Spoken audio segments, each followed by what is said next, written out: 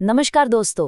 आज हम एक ऐसी इन्वेस्टिगेशन रिपोर्ट को डिकोड करने जा रहे हैं जिसकी शुरुआत तो एक रूटीन पुलिस छापेमारी से हुई थी, लेकिन देखते ही देखते ये राष्ट्रीय सुरक्षा के एक बेहद बड़े और संवेदनशील मामले में बदल गई। हम बात कर रहे हैं दिल्ली पुलिस की स्पेशल सेल के उस ऐतिहासिक क्रैकडाउन की जिसने देश भर की सुरक्षा एजेंसियों के कान खड़े कर दिए हैं। Operation gang bust. सुनने में ये एक आम पुलिस अभियान लग सकता है, लेकिन असल में ये एक बहुत बड़े खुलासे की महज शुरुआत थी। आज हम सीधे ओरिजिनल डेटा और फैक्ट्स के जरिए समझेंगे कि आखिर इस ऑपरेशन में हुआ क्या था। चलिए बिना वक्त गवाए सीधे एक्शन में चलते हैं। 48 ये कोई मामूली नंबर नहीं है। ये उस हाई प्रेशर और तेज रफ्तार टाइम फ्रेम को दिखाता है जिसमें इस मेगा ऑपरेशन को अंजाम दिया गया। सोच कर देखिए, ये ऑपरेशन बिना रुके लगातार 48 घंटों तक चला। 5 मई से शुरू होकर 7 मई की सुबह तक ये कार्रवाई बिल्कुल नॉन स्टॉप जारी रही। लगातार 2 दिन और 2 रात तक चलने वाली इस स्तर की पुलिस रेड में किस तरह की प्लानिंग और एनर्जी लगी होगी, इसका अंदाजा लगाना भी मुश्किल है। और इस अभियान की स्पीड यही नहीं रुकी। 1014, जी हाँ 1014 अलग अलग ठिकानों पर एक ही समय में धावा बोला गया। इस महाअभियान को अंजाम देने के लिए स्पेशल सेल ने लगभग 1000 विशेष पुलिस टीमों का गठन किया था। इन टीमों ने पूरी दिल्ली और उसके आसपास के इलाकों में एक साथ बिल्कुल एक ही वक्त पर रेड मारी। इतने बड़े पैमाने पर टीमों को कोऑर्डिनेट करना और एक साथ 1014 जगहों पर पहुंचना, ये अपने आप में एक अभूतपूर्व बात है। अब सवाल ये उठता है कि इस ताबड़तोड़ एक्शन का रिजल्ट क्या निकला। इस विशाल जाल में कितने लोग पकड़े गए? पूरे 448। ऑर्गेनाइज्ड क्राइम और गैंग नेटवर्क से जुड़े 448 लोगों को इस महाअभियान में गिरफ्तार किया गया। ये कोई सड़क छाप गुंडों की छोटी मोटी धरपकड़ नहीं थी, बल्कि राजधानी के भीतर जड़े जमा चुके पूरे क्रिमिनल सिंडिकेट पर एक बहुत बड़ी और डायरेक्ट चोट थी। अब थोड़ी देर रुकते हैं और इस ऑपरेशन के पीछे के असली मकसद को समझते हैं। आखिर ऑपरेशन गैंग बस्ट था क्या? ये दिल्ली पुलिस की स्पेशल सेल की एक बहुत ही फोकस्ड और टारगेटेड पहल थी। इसका प्राइमरी गोल एकदम क्लियर था। दिल्ली और उसके आसपास जितने भी एक्टिव ऑर्गेनाइज्ड क्राइम और गैंग नेटवर्क हैं, उन्हें सिस्टमैटिक तरीके से जड़ से उखाड़ फेंकना।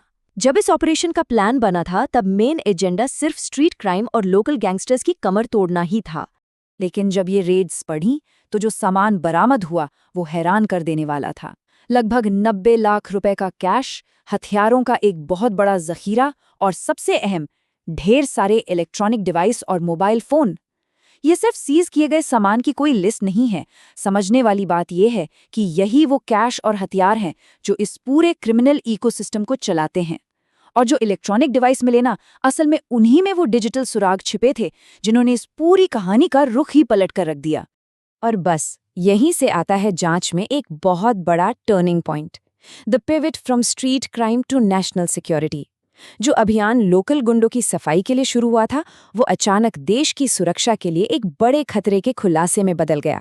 अगर हम शुरुआती टारगेट की बात करें, तो पुलिस के रडार पर विशेष रूप से करीब 30 बड़े गैंगस्टर और उनके नेटवर्क थे। ये वो लोग थे जो राजधानी में दहशत का पर्याय बने हुए थे। लेकिन जब पुलिस ने इन 30 गैंगस्टर्स के नेटवर्क की गहराई में गोता लगाया, तो उन्हें कुछ ऐसा मिला जिसकी किसी ने सपने में भी उम्मीद नहीं की थी। एक ऐसा छिपा हुआ खतरा जो सिर्फ दिल्ली की सड़कों तक सीमित नहीं था। तो इस पूरी कहानी का सबसे क्रूशल पॉइंट ये है कि गिरफ्तार किए गए उन 448 लोगों की भारी भीड़ में से जांच का पूरा फोकस सिर्फ 9 खास लोगों पर आकर टिक गया। ये 9 लोग कोई आम वसूली करने वाले भाई लोग नहीं थे। जांच रिपोर्ट साफ बताती है कि इन 9 लोगों ने मिलकर एक बेहद खतरनाक और संवेदनशील आतंकी मॉड्यूल तैयार कर लिया था। 448 की भीड़ से छनकर निकले ये 9 लोग अब इन्वेस्टिगेशन का सेंटर बन चुके थे। इंटेलिजेंस रिपोर्ट निष्पक्ष रूप से ये खुलासा करती है कि ये 9 संदिग्ध पाकिस्तानी गैंगस्टर शहजाद भट्टी के सीधे संपर्क में थे, और खुफिया एजेंसियों की जांच ये साफ बताती है कि शहजाद भट्टी को पाकिस्तान की एजेंसी ISI का पूरा बैकअप मिला हुआ है। यानी साफ है, ये सिर्फ एक लोकल गैंग नहीं था, बल्कि बॉर्डर पार बैठे ISI के आकाओं के इशारों पर काम करने वाला एक ऐसा नेटवर्क था जो भारत में किसी बड़ी आतंकी साजिश को अंजाम देने की फिराक में था। अब जरा इनके काम करने का तरीका देखिए। ये मॉड्यूल ऑपरेट कैसे करता था? बहुत ही सिस्टमैटिक। स्टेप 1, सीधे ISI या सीमा पार बैठे हैंडलर्स से इंस्ट्रक्शंस लेना। स्टेप 2, आपस में बात करने के लिए सोशल मीडिया और पूरी तरह से इनक्रिप्टेड कम्युनिकेशंस का इस्तेमाल करना ताकि कोई ट्रेस ना कर सके। स्टेप 3, हैंडलर्स के कहने पर दिल्ली के खास इलाकों की रेकी करना। और फाइनल स्टेप 4, टारगेट किलिंग्स को अंजाम देना। ये पूरी तरह से एक ब्लूप्रिंट था किसी बड़े आतंकी हमले का। यहीं पर हमें लोकल गैंग और इस क्रॉस बॉर्डर टेरर मॉड्यूल के बीच का फर्क साफ नजर आता है। इस नेटवर्क की भौगोलिक पहुंच देखिए, ये हैरान करने वाली है। इन 9 लोगों में अलग अलग राज्यों के लोग शामिल थे और सबसे चौंकाने वाली बात यह है कि इनमें से एक ऑपरेटिव विशेष रूप से जम्मू कश्मीर का रहने वाला है। इससे पता चलता है कि ये नेटवर्क देश के किन-किन हिस्सों में अपने पैर पसार चुका था और कैसे अलग-अलग जगहों के लोगों को इस साजिश में मोहरा बनाया जा रहा था। और अब आते हैं इस पूरी जांच के सबसे खौफनाक हिस्से पर। आखिर इनका असली निशाना कौन था? रिपोर्ट के मुताबिक इस मॉड्यूल के 9 सदस्यों में से 4 को एक बहुत ही खतरनाक और डरावनी जिम्मेदारी दी गई थी, दिल्ली में तैनात सुरक्षा कर्मियों पर हमला करना। जी हां, इन्हें सीधे तौर पर सिक्योरिटी फोर्सेस को टारगेट करने का आदेश मिला था। और उससे भी ज्यादा अलार्मिंग बात यह है कि इस काम के लिए वो लोग दिल्ली के कुछ इलाकों की रेकी तक पूरी कर चुके थे। इतने बड़े खुलासे के बाद अब आगे क्या? स्पेशल सेल का अगला कदम बिल्कुल क्लियर है। एजेंसियां अब इन गिरफ्तार आरोपियों से लगातार और गहन पूछताछ कर रही हैं।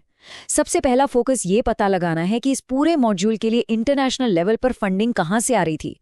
और दूसरा, इस नेटवर्क के जो भी स्लीपर सेल्स या मददगार देश के भीतर छिपे हैं, उन्हें ट्रैक करना। मकसद साफ है, देश विरोधी इस नेटवर्क का एक भी पुर्जा बचना नहीं चाहिए। इस पूरे ऑपरेशन में जो एन्क्रिप्टेड मोबाइल फोन और इलेक्ट्रॉनिक डिवाइसेस जब्त हुए हैं, उनके डिजिटल डेटा को खंगालने का काम अभी भी जारी है। और अब सबसे बड़ा सवाल यही है कि इन डिवाइसेस की फॉरेंसिक जांच से आगे और कौन सी छिपी हुई आतंकी साजिशों का पर्दाफाश होगा। इस डेटा की गहराई में जो राज दबे हैं, उनका हमारी राष्ट्रीय सुरक्षा पर क्या असर पड़ेगा। ये सोचने वाली बात है, जो हमें याद दिलाती है कि भले ये ऑपरेशन पूरा हो गया हो, लेकिन सुरक्षा की ये असली जंग अभी खत्म नहीं हुई है। इस एनालिसिस में हमारे साथ जुड़ने के लिए बहुत बहुत धन्यवाद।